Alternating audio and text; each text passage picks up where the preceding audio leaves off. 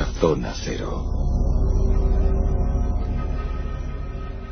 Buenas noches, señoras y señores, bienvenidos al juicio sumarísimo sobre la existencia de la papisa Juana.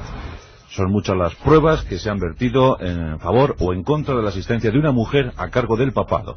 Hay dos fechas, dos ideas que se pueden esta noche esbozar, se pueden esta noche exponer a cargo de nuestros expertos.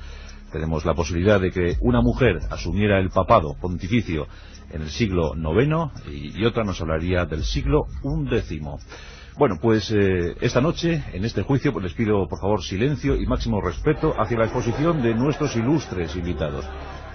A mi izquierda se encuentra el fiscal don Carlos Canales, que hará una exposición breve, contundente, sobre la negación del personaje. A mi derecha, el abogado defensor don Jesús Callejo, que hará una exposición asimismo sobre una defensa a ultranza de la existencia de este personaje. Desconozco la opinión personal de los dos ilustres. La puedo sospechar, ¿eh?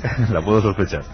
Mi querido Carlos Canales, buenas noches. Hola, buenas noches. Va a comenzar el juicio y estamos muy tensos todos. Es un juicio muy esperado. Ahí ahora mismo está lo del BBVA y lo de la papisa Juana. ¿No se habla de otra cosa en el país? Sí, yo soy consciente de la trascendencia para todo Occidente de la decisión que se va a adoptar hoy aquí por parte de su señoría. Pero bueno, hay que tener en cuenta que bueno, es poner fin a un debate que lleva ya más de casi 1000 años entre nosotros y que yo creo que ya va siendo hora de solucionar. Exacto. Mi querido Jesús Callejo, buenas noches. Muy buenas noches, señoría. Pues, tenemos un montón de juicios pendientes, pero esos pueden esperar. Este no. Este no. Yo creo que ha llegado el momento de saber, de una vez por todas, si realmente la papisa Juana tuvo una existencia real, si llegó al papado y las pruebas que hay a favor, porque esa es la postura que yo defiendo, a favor de la existencia real de esta gran mujer que ha quedado silenciada por una conspiración de silencio. Bueno, vamos a contar a nuestros oyentes. ¿A quién le puede interesar que una mujer llegara al papado?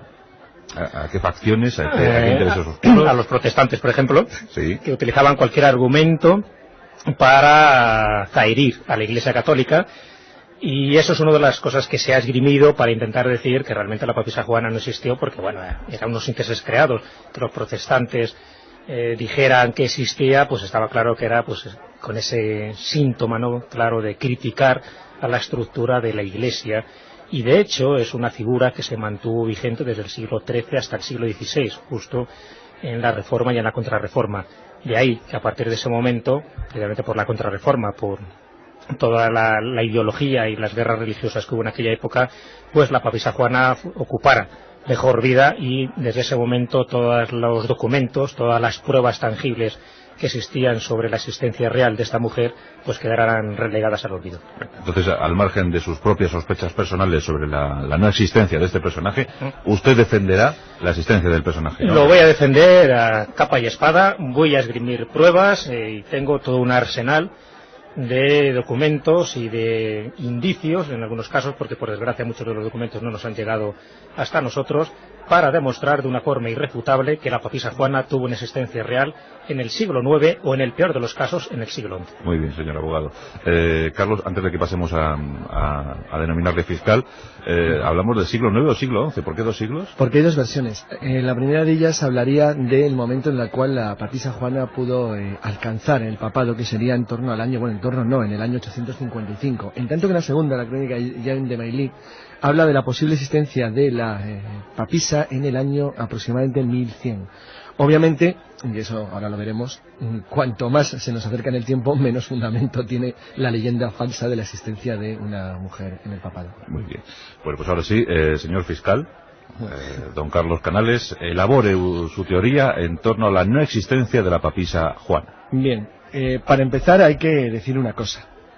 Existe una leyenda sobre la papisa Juana, lo que no quiere decir que la papisa Juana existiera en verdad. Es importante que los oyentes, que son el jurado y los que van a tomar la decisión final sobre lo que aquí se va a debatir, tengan en cuenta eso. La realidad en los tiempos pasados no se debe confundir con la fantasía, en el sentido que, aunque sí que existen pruebas documentales que hablan de la papisa Juana, eso, es decir, hay documentos donde se menciona la existencia de la papisa Juana, eso no quiere decir que esos documentos respondan a una auténtica realidad, sino que meramente son documentos antiguos, lo cual no quiere decir por ello que la papisa necesariamente tuviera que existir. Digamos que las fuentes básicas son dos. La primera es la versión de Jean de Mailly, que acabo de citar antes, que parece haber tenido conocimiento de una leyenda a través de un dominico, a través de las tradiciones francesas de la época, y él, que era dominico, la recoge de otro dominico también, llamado Etienne de Bourbon, que adopta la historia y la incluye en el siglo XIII en su trabajo sobre los 7 dones del Espíritu Santo. Según este relato, la papisa Juana ocupó el trono de Pedro en el año 1100. Existe otra versión, que es la más común, la de Martín de Tropau, que dice que efectivamente hubo una papisa, pero en el siglo IX, no en el siglo XI. No en el siglo XII, y que esa papisa ocupó muy brevemente la silla papal, pero esa brevedad no es tanta si nos atenemos a la letra exacta de lo que él dice, puesto que él habla de 2 años, 7 meses y 4 días.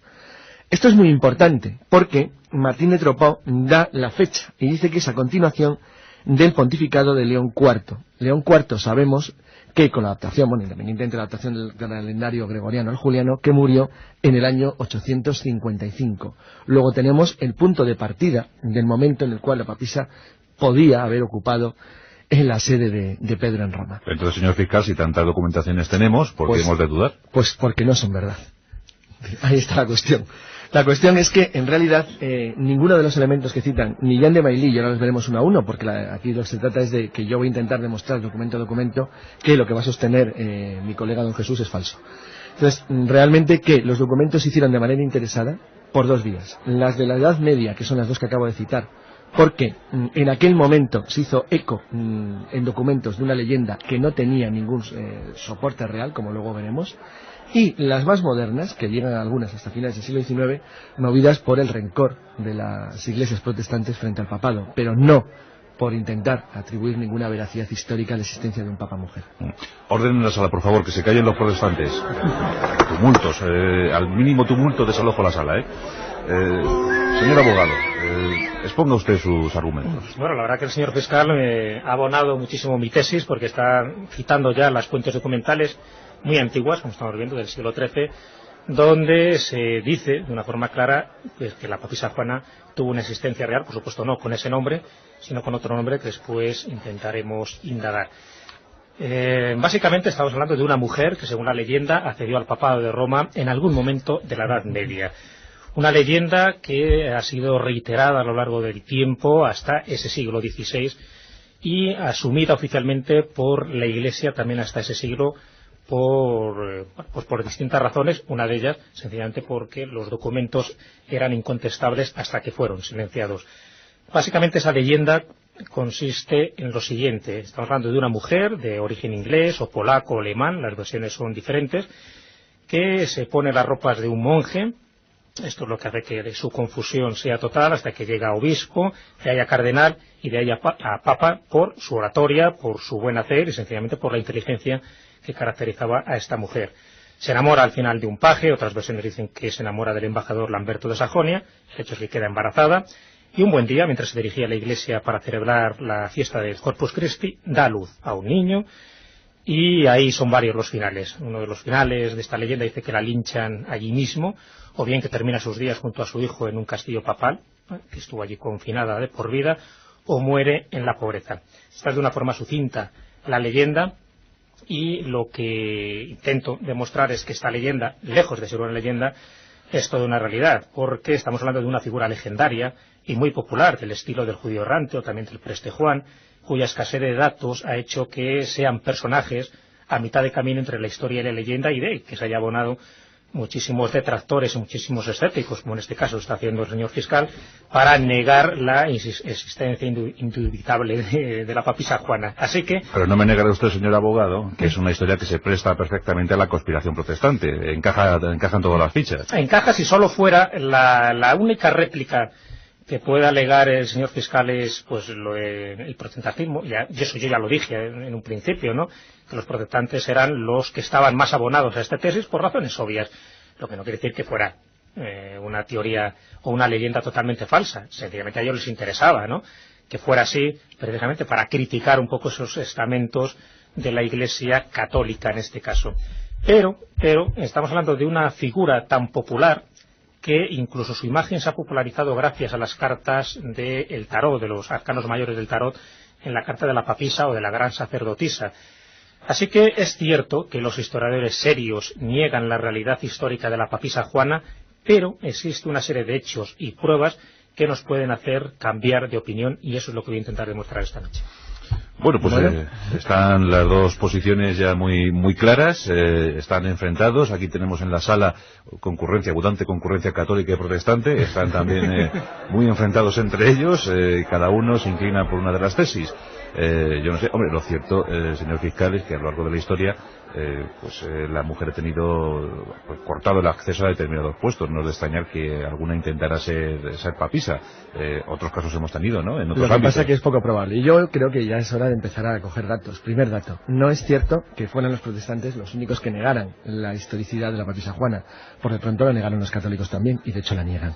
La Iglesia no reconoce que haya habido papisa alguna, luego comprobaremos las fechas y los datos oficiales, pero independientemente de ello, hay que decir que son los críticos del cristianismo católico los primeros que empiezan a decir que las leyendas medievales recogidas tanto por Jean de Grailly como Pontomeus no son reales. El primero de ellos es Onofrio Pambino, en Venecia ya en el siglo XVI, en Vita Pontificum. El segundo es Aventinus, en los Anales de Valiorium, y el tercero es Baronius, también en su obra Anales. Todos ellos grandes sostenedores del catolicismo crítico, del historicismo crítico de la Iglesia Católica, niegan la existencia de la papisa Juana por considerar que se trata del recogimiento por parte de un padre dominico de lo que era una leyenda medieval. Luego veremos que también esa leyenda medieval tiene un origen muy claro, pero que eso por supuesto no quiere decir que existiera. Segundo, y aquí hay que ir al caso de la primera de las pruebas notables que existe. Primero, es cierto que es posible que una mujer hubiera intentado ser papa, pero también es cierto que ser papa ha sido muy poderoso siempre, y en el siglo IX lo era ya.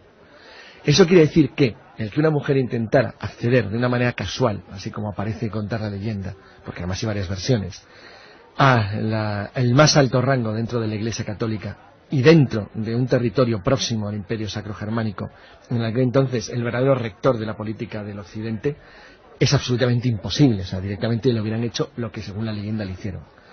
Segundo, el papado es el único lugar de toda Europa Occidental, es decir, el único lugar es el Vaticano, Roma, de toda Europa Occidental, en las edades oscuras, donde la documentación es completa y absoluta. Es el único donde se mantuvieron las crónicas, donde se mantuvieron las anales, donde se mantuvo todo. Y nadie, absolutamente nadie, ningún historiador, ningún monje, ningún cura, ningún párroco, nadie dice que hubiera una papisa mujer ni en el siglo X, ni en el siglo XI, ni en el siglo XII.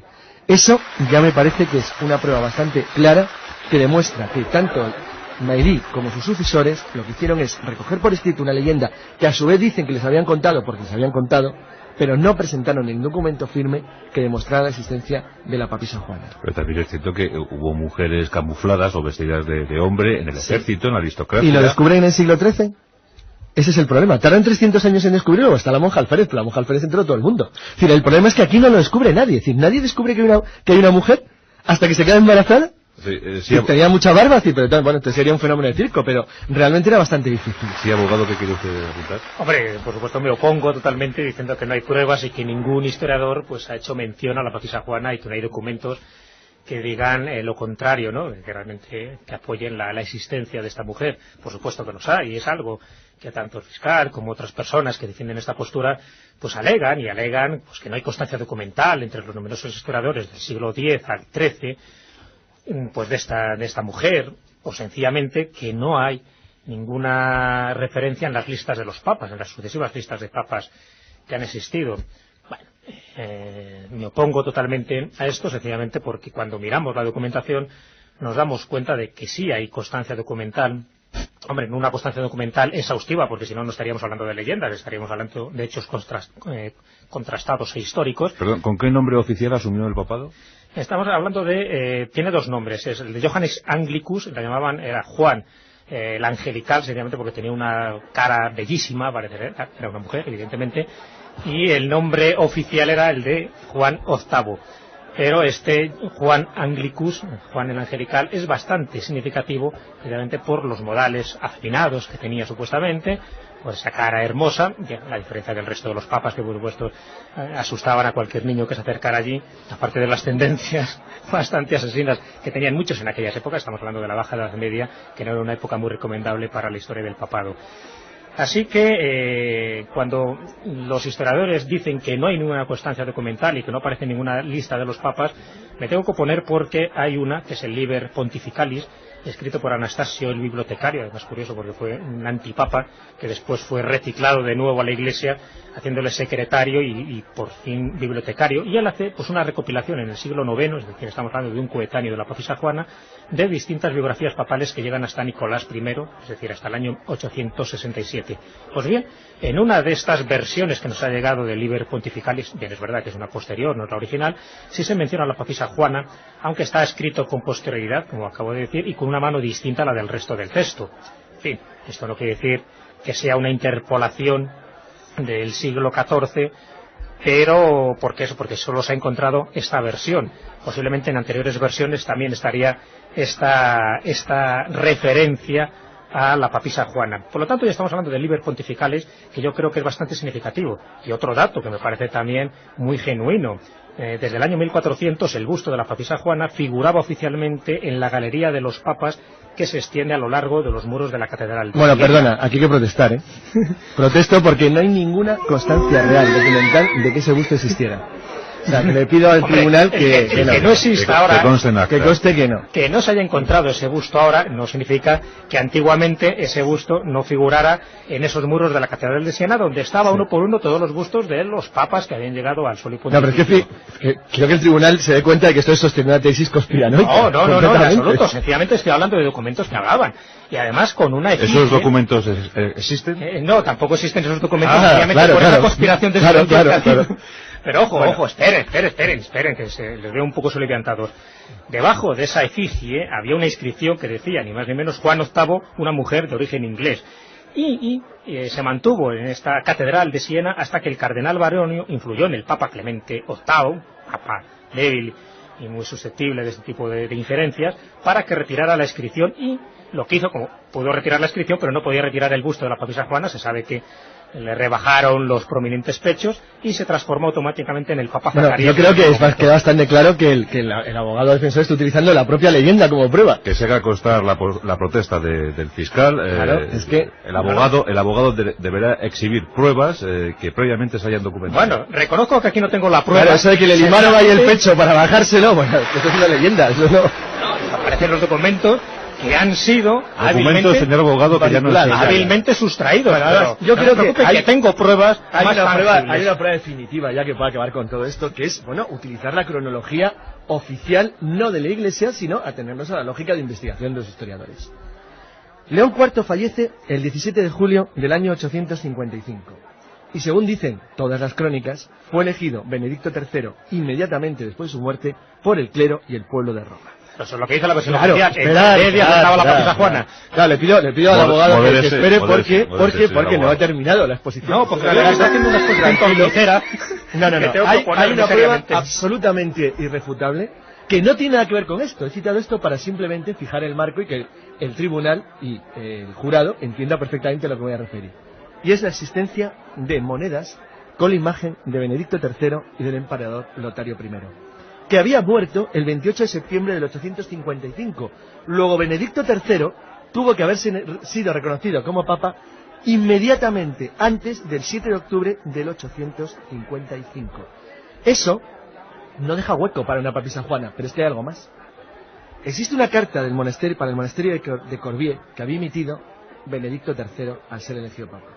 Y Nevar, arzobispo de Reims, le comunica al rey Nicolás I que, sin embargo, su petición a León IV no ha sido respondida por León IV, sino por Benedicto III, lo cual quiere decir, por de pronto, que ya en principio cualquier suposición de que la papisa Juana hubiera ocupado el papado más allá de solamente 5 días, hubiera sido en principio falsa. Se hace constar que en el archivo de pruebas el fiscal aporta documentos facsímiles de la época. Aquí está, carta facsímil número 9, documento 35, Bueno, parágrafo yo protesto. 85 de las cartas del monasterio de Cordillera. Acabo de sacar el maletín, creo que se oye la cantidad de documentos que tengo para que no me vuelva a decir el señor fiscal que no tengo documentos, para demostrar que antes de esa crónica oficial del siglo XIII atribuida al dominico polaco Martín de Tropau, existen otros documentos que hacen referencia a la papisa Juana. Ya no estamos hablando de bustos que han desaparecido por desgracia, pero hay documentos, manuscritos, tratados, donde de una manera o de otra se está haciendo referencia a esta papisa. En algunos manuscritos, por ejemplo, del siglo XI, me estoy remitiendo a una edad tan lejana como esa, en un manuscrito escrito por Marianus Scotus, una obra titulada Historiografía, se describen algunos acontecimientos hasta el año 1083 y encontramos en ese documento el siguiente apunte referido al año 854. Dice: el Papa León murió en las calendas de agosto, está haciendo referencia por supuesto a León IV, el que hablaba antes el señor fiscal, y le sucedió Juana, una mujer que reinó durante 2 años, 5 meses y 4 días. Señoría, estoy hablando de un documento del siglo XI, es verdad que no tengo el original, es una copia posterior, pero no tengo la culpa de que los documentos originales hayan desaparecido a lo largo de la Edad Media. Y en el siglo XII hay tres, señoría, escritores que mencionan a la papisa Juana. Estoy hablando del monje benedictino Sigoberto de Gemblours, otro sería Otto, que es el obispo de Fringen, y Godofredo de Viterbo. Los documentos están aquí. Bueno, yo ahora quiero intentar demostrar que esos documentos, aunque son existentes y son reales, no responden a la realidad, porque el abogado defensor acaba de utilizar 3 documentos de los siglos XII y XIII. La carta que yo he presentado de Ginemar al obispo de Reims es del siglo IX, pero las monedas son una prueba física irrefutable. Tengo una aquí, precisamente, un doblón de A8 de Lotario I, Sacro Emperador germánico. Pero un momento que le pego ese doblón es el auténtico. Pero un momento que le pego un mordisco. Esto es absolutamente no es el auténtico porque eso está en el Museo Vaticano. Lotario I, y esto es importante, Lotario I reconoce que Benedicto III había sido conocido como papa por él. Luego, dado que falleció el 7 de octubre de 855, de ahí a las calendas de agosto del mismo año queda muy poco tiempo. Como he dicho anteriormente, no existe un espacio temporal en el cual la papisa Juana se hubiera insertado. Respecto al documento, o los documentos escritos que parecen hacer o mencionar la existencia real de la papisa, hay que decir que un protestante, Leibniz, uno de los más serios de todos los filósofos protestantes, fue el primero que dijo, en relación a lo que ya había manifestado Leo Atlantius, que en realidad la leyenda de la papisa Juana estaba relacionado con la falsa profetisa Teota, que había sido condenada en Germania, en el sínodo de Mainz, en el año 847, en los últimos momentos del reinado pontificado de León IV. Fue ese odio que hubo por parte de algunos a las acciones de León IV lo que motivó que los defensores de la profetisa Teota, falsa profeta por otro lado, insertaran dentro de algunas leyendas o historias altoalemanas la perversa idea de que había habido protesto. Mujer. El señor fiscal está desviando orden en la atención de todo el público. Orden en la sala. Está desviando unos argumentos que no vienen al caso. Sencillamente no está hablando de profetisas y gente así que nadie conoce. Esa fue la conspiración. Claro, no. Esa fue la auténtica conspiración. Está muy bien hablar de la conspiración porque es lo que siempre se ha dicho, pero como ya sabe que el señor fiscal iba a aducir este tipo de pruebas documentales y nos iba a hacer derivar por otros vericuetos que posiblemente pues lo que hacen es despistar más que aclarar argumentos, yo he traído las 4 pruebas irrefutables sobre la existencia de la papisa Juana, que me gustaría saber cómo las va a refutar el señor fiscal. Las 4 pruebas yo las he titulado así: la calle rehuida, el de la estatua, el de la lápida y, ojo, en la más importante, la silla pontificia horadada. Yo sé que el señor fiscal conoce las 4, pero voy a exponer una por una, o voy a exponer eso, de forma simultánea, si queréis, un poco las 4, y después que el señor fiscal, si tiene agallas, pues que sea capaz de rebatirlas una por una, porque estoy convencido que estas son la piedra de toque, nunca mejor dicho, de que la papisa Juana tuvo una existencia real, al menos en el siglo IX. Adelante, señor abogado, y no sea tan provocativo sus exposiciones. Tengo que ser provocativo porque no es el primer juicio donde el señor esto va a ser fácil de demostrar que no, pero en fin. Voy a hablar de la calle rehuida. El señor fiscal seguramente sabrá que los papas, cuando van en procesión solemne por Roma, evitan una calle concreta en la que supuestamente tuvo lugar el parto de la papisa Juana. Esta calle sería la de San Giovanni de Laterano, que une directamente el Coliseo con la Basílica de San Clemente. No transcurren directamente por esta calle, dan un rodeo, lo cual ya en principio sería absurdo. Estamos hablando de una calle donde antiguamente se encontraba una estatua, dicen las leyendas, en este caso también, de la papisa en recuerdo de que Juan Anglicus parió en aquel sitio. Los detractores dicen que eso era porque se trataba de una calle angosta, estrecha, y por lo tanto no pasaban por allí, ¿no? Pero hay una cosa también bastante significativa, el que no pasaran nada más por esa calle concreta, a sabiendas de que por ahí llegarían mucho más rápidamente a la Basílica de San Clemente. Se dice que en una hornacina excavada en un muro de esta calle habría una estatua de un niño con una inscripción.